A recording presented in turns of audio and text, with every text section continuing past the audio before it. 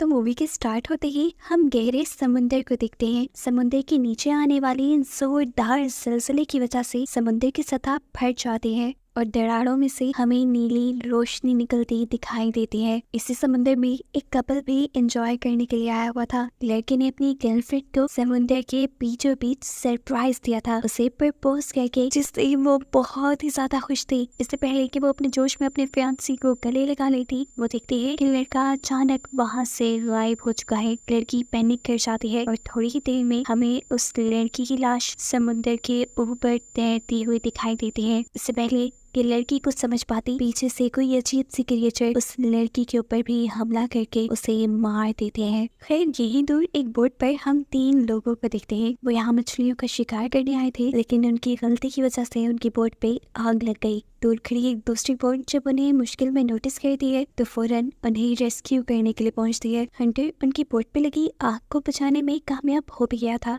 ये सारा इन बोट पे मौजूद लोगों की वजह से ही हो रहा था। एक तो वो बोट पे फायर क्रैकर्स लेकर आए हुए थे और दूसरा ड्रिंक भी कर रहे थे। हंटर जब उन्हें मना करता है, लेकिन वो हंटर की बातों पे ज्यादा ध्यान नहीं देते। इनकी बोट के ऊपर और भी बहुत से फायर क्रैकर्स थे, जिन्हें हंटर अपनी बोट के ऊपर शिफ्ट कर लेता है, क्योंकि वो यहाँ का सुपरवाइजर था। सीन कट होकर दूसरी तरफ हम एक आदमी को देखते हैं जो दूर पहाड़ की चोटी से अपनी दूरबीन के जरिए समुद्र के बीचों बीच चमकती हुई ब्लू लाइट को नोटिस कर रहा था। और समुद्र के ठीक उसी ब्लू लाइट वाले पॉइंट पर हंटर और उसका ग्रुप जो हंटिंग कर रहे थे, उनके भी हुक में कुछ बड़ा फंसता है, जिसके फंसने पर ये सभी लोग खुश होते हैं। और जिस तरह ये लोग उस चीज को ऊपर की तरफ खींच रहे थे, इनको बहुत ताकत लगानी पड़ रही थी। साफ मतलब था कि नीचे कोई बहुत बड़ी चीज है। जैसे ही ये लोग उस चीज को अपनी बोट में ला के रखते हैं तो उन्हें वहाँ डेड इंसान मिलता है, जिसका पूरा मुंह ब्लू हो चुका था। उन्हीं की ग्रुप मेंबर जेड को ये काफी अजीब लगता है और इस चीज की इन्वेस्टिगेशन करने के लिए कि आखिर इस इंसान को हुआ क्या, वो अंडर वाटर अपना कैमरा भेजती है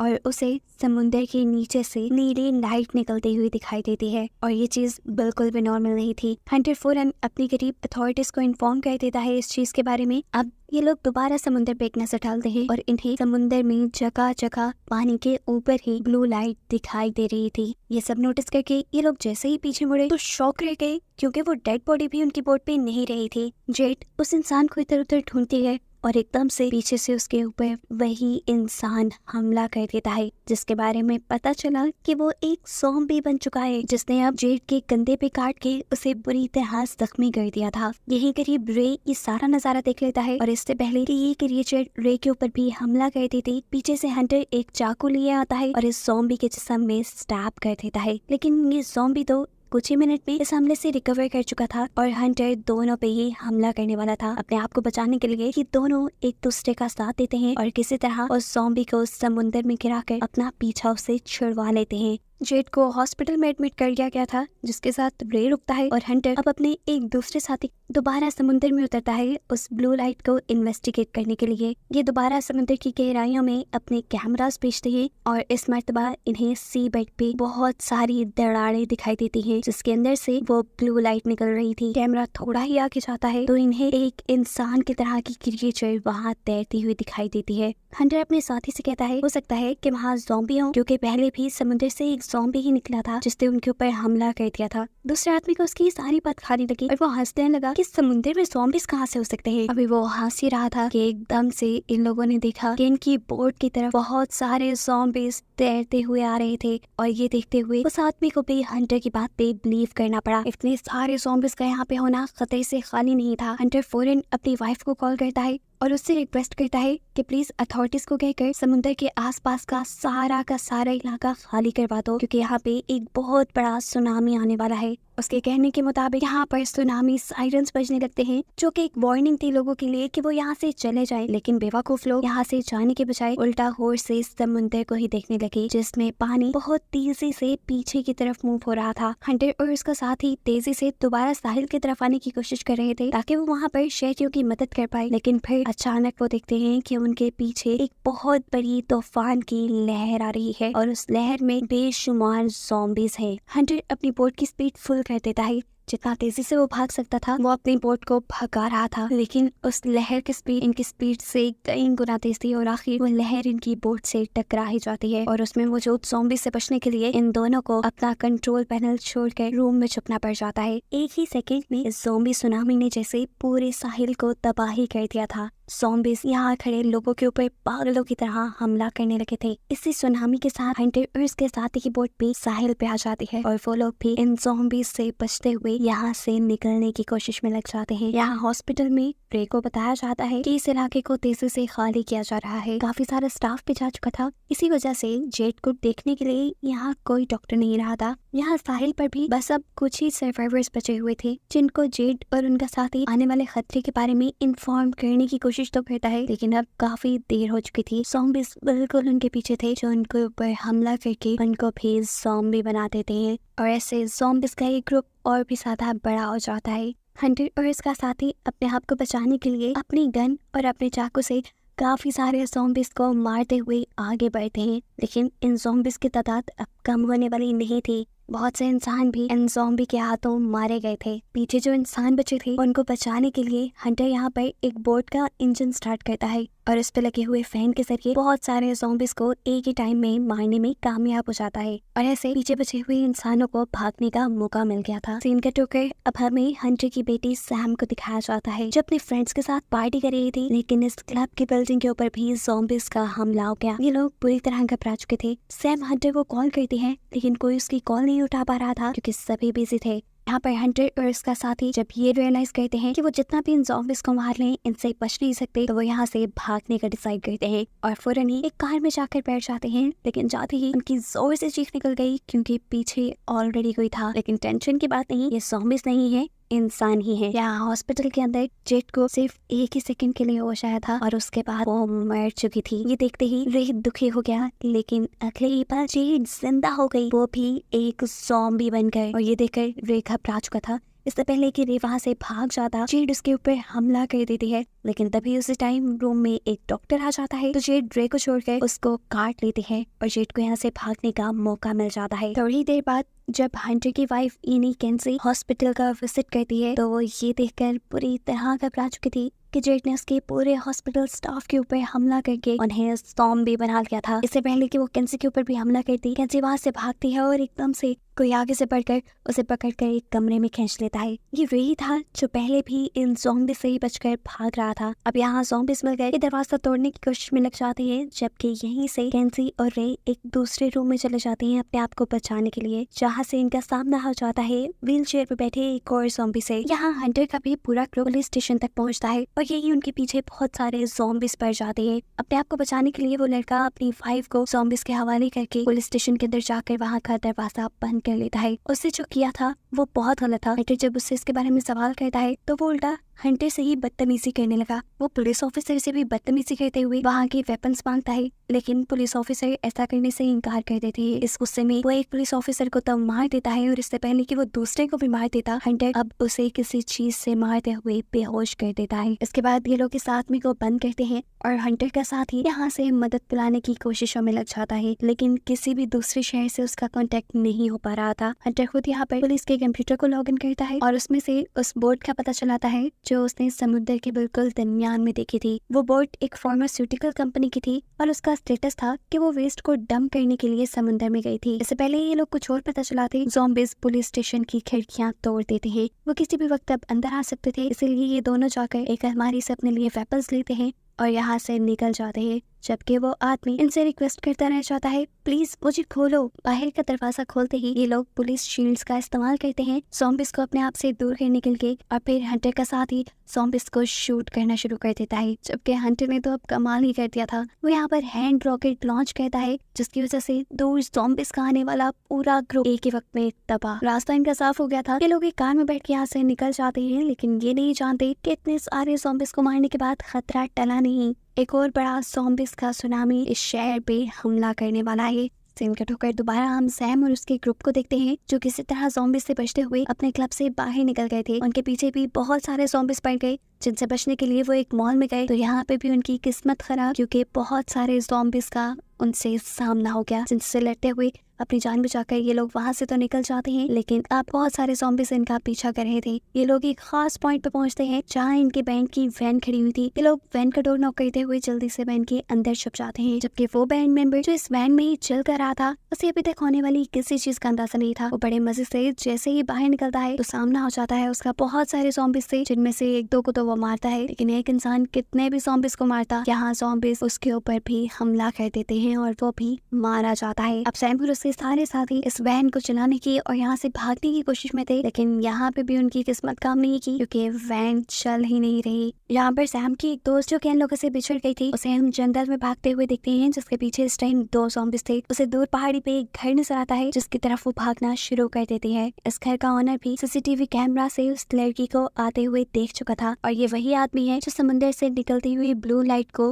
मूवी के पहले सीन में नोटिस कर रहा था, और उसने अपने कमरे में एक ज़ॉम्बी को भी बांध के रखा हुआ था, जैसे वो उस पे कोई एक्सपेरिमेंट कर रहा हो। यह आदमी दरवाजा खोलने से पहले उस लड़की से कहता है, पहले मुझे ये यकीन दिलवाओ कि तुम इन्फेक्टेड नहीं हो। जैसे ही वो लड़की अपनी कमर दिखाकर उसे यकीन दिलाती है, तो वो फौरन ही ऑटोमेटिकली वो दरवाजा खोल देता है और लड़की इस घर के अंदर आ जाती है। यहाँ वो इसी आदमी से रेडियो मांगकर अपने डैड को कॉन्टेक्ट करती है, जो और कोई नहीं बल्कि हंटर का साथ ही इकोनी था। उसे कहता है, बेटा फिक्र मत करो, मैं तुम्हें बचाने जरूर आऊंगा, तुम वहीं पर रहना। अब सैम हंटर सबसे पहले मॉल की तरफ जाती है, जिसके पास ऑलरेडी सैम यानी हंटर की बेटी फंसी हुई थी। सैम के साथ उसका दोस्त भी था, जिसके पाँव में चोट लगी हुई थी, और उसकी वजह से सैम का आगे बढ़ना भी मुश्किल हो रहा था। ये लड़का सैम से कहता है, मैं इन सारे ज़ॉम्बिस को डिस्ट्रैक्ट करता हूँ, तुम यहाँ से चले जाओ, तुम्हें अपनी जान बचानी चाहिए। ये कहते ही वो विंडो के जरिए इस वैन से निकल आता है और वैन की छत पे चढ़ जाता है। वो गाना गाते हुए यहाँ ज़ॉम्बिस को डिस्ट्रैक्ट करता है, जबकि सैम जल्दी से इस गाड़ी से निकलने में कामयाब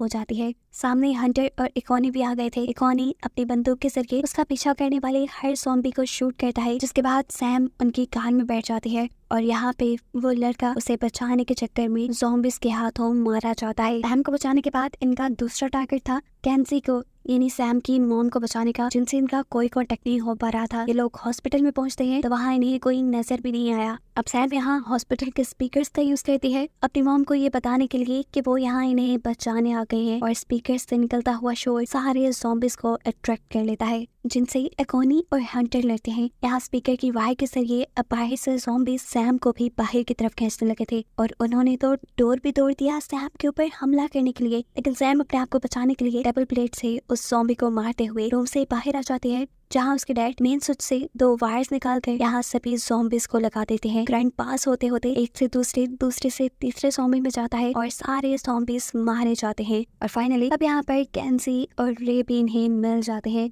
सैम अपनी मॉम से मिलकर बहुत खुश थी, और ये लोग मिलकर अब यहाँ से निकलने की प्लानिंग में थे। तब कैंसी यानी वो डॉक्टर वो इन लोगों को नोटिस करके बताती है कि यहाँ 2 तरह के ज़ॉम्बी है। आधे वो ज़ॉम्बी जो समुद्र से आए हैं, उनका कलर ब्लू है, और फिर इन ज़ॉम्बिस ने जिनके ऊपर हमला किया है उनका कलर चेंज है। उसको लग रहा था कि पहले वाले ज़ॉम्बिस पे जरूर कुछ ना कुछ एक्सपेरिमेंट हुआ है। फाइनली ये लोग हॉस्पिटल से बाहर आ जाते हैं, जहाँ 1-2 और ज़ॉम्बिस से इनका सामना हो गया। हंटर उन दोनों से लड़ता है, और ये सब फिर कार में बैठ के यहाँ से निकल जाते हैं। इनका अगला टारगेट था टॉनी को बचाना, जो इस टाइम उस अजीब से आदमी के घर थी। इस टाइम हमें देखने को मिलता है कि अकोनी के हाथ पे एक स्क्रैच था, और इसी वजह से वो दूसरा आदमी उसे अपने घर आने को अलाउ नहीं कर रहा था, लेकिन अकोनी उसे यकीन दिलाता है कि ये ज़ॉम्बी बाइट नहीं है, सिर्फ एक स्क्रैच है। अब अकोनी इस आदमी के भी रेडियो से ऑफिशियल से कांटेक्ट करने की कोशिश करता है, लेकिन स्टिल इनका कांटेक्ट किसी से नहीं हो पा रहा था। ये आदमी बताता है कि मैंने भी कई जगह कांटेक्ट करने की कोशिश की, लेकिन कोई भी हमसे कांटेक्ट नहीं कर रहा, और ना ही कोई हमें रेस्क्यू करने के लिए यहाँ आ रहा है। अभी तक 2 बहुत बड़े बड़े ज़ॉम्बिस के सुनामी आ रहे थे, और किसी को इसकी खबर नहीं थी, और ना ही कोई उन्हें रेस्क्यू करने आ रहा था, तो जरूर इसके पीछे कोई ना कोई गड़बड़ तो है। अब ये लोग बातें ही कर रहे थे कि अकोनी को यहाँ किसी क्रिएचर की आवाजें आना शुरू हो जाती है। वो बेसमेंट में चेक करने के लिए जाता है, तो वहाँ इस आदमी ने एक ज़ॉम्बी को एक्सपेरिमेंट करने के लिए रखा हुआ था, जो अब छूट गया था, और उसने अकोनी के ऊपर हमला कर दिया। अकोनी उससे लड़ने की बहुत कोशिश करता है, लेकिन ये ज़ॉम्बी अकोनी को बाइट कर देता है। अकोनी के चिल्लाने की आवाजें इन सबको भी अट्रैक्ट कर देती हैं, और ये लोग भी उसको बचाने के लिए जाते हैं, जहाँ सबसे पहले वो ज़ॉम्बी काटने आ जाता है डॉक्टर को, जिससे वो अपने आप को बचाने की कोशिश कर रही थी कि यहाँ उस दूसरे आदमी ने उस ज़ॉम्बी को इलेक्ट्रिक शॉक देते हुए मार डाला। अकॉनी को एक ज़ॉम्बी ने बाइट किया था, वो जल्द ही एक ज़ॉम्बी में बदल सकता था, इसीलिए इस घर का ओनर उसे यहाँ से निकल जाने को कहता है। लेकिन अकॉनी की बेटी उसकी बात नहीं सुनती और अपने डैड के जख्म की पट्टी करने लग जाती है। उल्टा अब ये लोग उस आदमी से सवाल कहते हैं, तुम्हारे पास ये ज़ॉम्बी क्या कर रहा था? क्या तुमने ये ज़ॉम्बीज़ के एक्सपेरिमेंट किए? ये सब जो हो रहा है क्या तुम्हारी वजह से हो रहा है? तब वो आदमी बताता है, नहीं ऐसा कुछ नहीं है, ये सब मेरी वजह से नहीं हो रहा, मैं तो बस इस ज़ॉम्बी को घर लाया था और इन पे एक्सपेरिमेंट करके ये जानने की कोशिश कर रहा था कि इनकी कमजोरी क्या है। और मुझे ये बात पता भी चल गई, ये ज़ॉम्बीज़ फोर्स गैस की वजह से बने हुए हैं, इसीलिए इलेक्ट्रिक गन से इन्हें मारना बहुत ज्यादा आसान है। उसकी ये बात सुनते हुए हंटर अपने ब्लेड के साथ टीजर गन को अटैच कर देता है ताकि आसानी से वो और ज़ॉम्बीज़ को मार सके। अब कोई इन्हें रेस्क्यू करने तो आ नहीं रहा था, अगर इन्हें अपनी जान बचानी थी तो खुद ही ज़ॉम्बीज़ को मारने का कोई प्लान बनाना था। हंटर के दिमाग में एक प्लान आ भी चुका था, हमें किसी तरह सारे ज़ॉम्बीज़ को पानी में लेकर जाना होगा और फिर हम पानी के अंदर करंट छोड़ देंगे जिससे सारे ज़ॉम्बीज़ एक ही टाइम में मारे जाएंगे। और जब हम सारे ज़ॉम्बीज़ को ही मार देंगे तो ना ही कोई ज़ॉम्बी इंसान पर अटैक करेगा और ना ही कोई इंसान ज़ॉम्बी में बदलेगा। उसका यह प्लान सुनते हुए यह आदमी उन्हें बताता है कि उसके पास बहुत से ग्रेनेड और ऐसी चीजें हैं जिनसे ज़ॉम्बी के ऊपर हमला किया जा सकता है। ये प्लान बनाते ही ये लोग जैसे ही बाहर निकलते हैं तो देखते हैं कि ज़ॉम्बीज़ भी इनके घर के अंदर आने में कामयाब हो चुके थे। इस टाइम जो हंटर ने वेपन बनाया था वो भी सही से काम नहीं कर रहा था और ज़ॉम्बीज़ इनके ऊपर हमला भी कर चुके थे। तब यहीं पर हंटर की मदद करने के लिए हंटर की वाइफ आती है। वो यहाँ पर मौजूद एक क्रशिंग मशीन ऑन कर देती है और ये दोनों मिलकर एक एक करके सभी ज़ॉम्बीज़ को उठा कर उस क्रशिंग मशीन के अंदर डालना शुरू कर देते हैं। इन दोनों की टीम वर्क की वजह से इन्होंने काफी सारे ज़ॉम्बीज़ को मार दिया था। अब फाइनली ये लोग यहाँ से बाहर निकल सकते थे। बाहर निकल कर ये लोग करीब एक केव में छुपने के लिए जाते हैं जहाँ जाकर अकोनी की तबीयत अब ज्यादा बिगड़ने लगी थी। यहाँ पर वो दूसरा आदमी बताता है क्योंकि ज़ॉम्बी ने उसके दिमाग के आसपास के हिस्से को बाइट नहीं किया था, इसी वजह से अकोनी जरा देर से ज़ॉम्बी बन रहा है, लेकिन अब उसका टाइम आ गया है। और यहाँ मरने से पहले अकोनी अब सबसे बड़ा सच रिवील करता है, वो ये कि उन्हें इस ज़ॉम्बीज़ की हिस्ट्री के बारे में पता है। काफी सालों पहले इस आइलैंड पे एक फार्मास्यूटिकल कंपनी आई थी। उस मेडिसिन को इंसानों के ऊपर एक्सपेरिमेंट करने की अभी इजाजत नहीं मिली थी, लेकिन उस फार्मास्यूटिकल कंपनी ने इंसानों को वो मेडिसिन दे दी जिसकी वजह से बहुत सारे इंसान ज़ॉम्बीज़ में बदल गए। उस कंपनी को कोई नुकसान ना हो जाए, उस कंपनी ने यहाँ के लोकल काउंसलर्स को बहुत सारी रिश्वत दी कि वो इस राज को राज ही रखेंगे। और रिश्वत लेने वालों में अकोनी खुद भी शामिल था क्योंकि उसे अपनी वाइफ का इलाज करवाना था, लेकिन बदकिस्मती से वो फिर भी मर गई और आज उसी की वजह से इतने सारे लोग भी मर रहे हैं। अभी ये लोग ये डिस्कस ही कर रहे थे कि यहाँ पर इन्हें ढूंढते हुए बहुत सारे ज़ॉम्बीज़ आ जाते हैं। यहाँ पर हंटर अपने नए बनाए हुए वेपन से इन ज़ॉम्बीज़ से लड़ता है, जबकि दूसरी तरफ अकोनी भी मर जाता है। इससे पहले कि वो अब ज़ॉम्बी बन के जिंदा होता, उसकी बेटी उसके हाथ में एक ग्रेनेड रख देती है और इसके बाद ये सब लोग इस केव से बाहर निकल आते हैं। आखिरी बार टोनी अपने डैड को एक ज़ॉम्बी बने हुए देखती है और उसी सेकंड उसके हाथ में पकड़ा हुआ ग्रेनेड ब्लास्ट हो जाता है और इस केव में मौजूद सभी ज़ॉम्बीज़ मारे जाते हैं। ये लोग अब साहिल के किनारे पहुंच जाते हैं जहां जाके इन्हें अपना प्लान एग्जीक्यूट करना था। टोनी, रे और वो दूसरा लड़का बोट में बैठकर दूर चले जाते हैं, जब यहाँ पर हंटर और उसकी फैमिली सभी ज़ॉम्बीज़ को एक रेडियो के जरिए अट्रैक्ट करते हुए पानी तक ले जाने का काम करती है। बहुत सारे ज़ॉम्बीज़ पानी तक पहुंच जाते हैं, लेकिन एक अल्फा ज़ॉम्बी यहाँ हंटर के पीछे पड़ जाता है, जिससे हंटर को हाथ से लड़ना पड़ता है क्योंकि इस टाइम हंटर का वेपन काम नहीं कर रहा था। लड़ते लड़ते वो उसे भी पानी तक ले जाता है और एक और मर्तबा उस ज़ॉम्बी पे अपने वेपन से हमला करता है और इस टाइम उसका वेपन काम करने पे उस ज़ॉम्बी का सर ही कट जाता है।